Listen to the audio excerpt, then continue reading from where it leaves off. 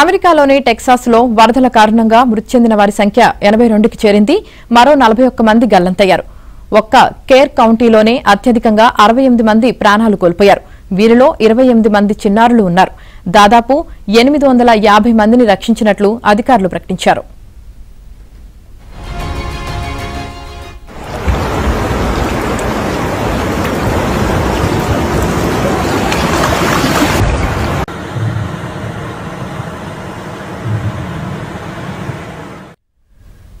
గాడ్వలూప్ నది తీరాన ఉన్న బాలికల వేసవి శిబిరం వరదల్లో మునిగిపోవడంతో దాదాపు 27 మంది చిన్నారులు సహా ఒక కౌన్సిలర్ మృతి చెందారు. మరో 10 మంది బాలికల జాడ తెలియాల్సి ఉంది. మరోవైపు వరద ప్రభావిత ప్రాంతాల్లో పర్యటించేందుకు అమెరికా అధ్యక్షుడు డొనాల్డ్ ట్రంప్ సిద్దమవుతున్నట్లు తెలుస్తోంది.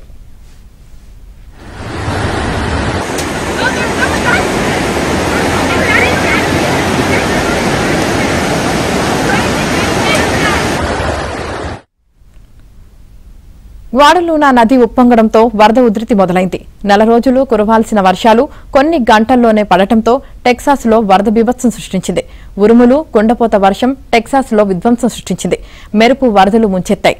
ఎలాంటి ప్రమాద హెచ్చరికలు లేకపోవడం వల్లే భారీ ప్రాణ, ఆస్తి నష్టం జరిగిందని తెలుస్తోంది.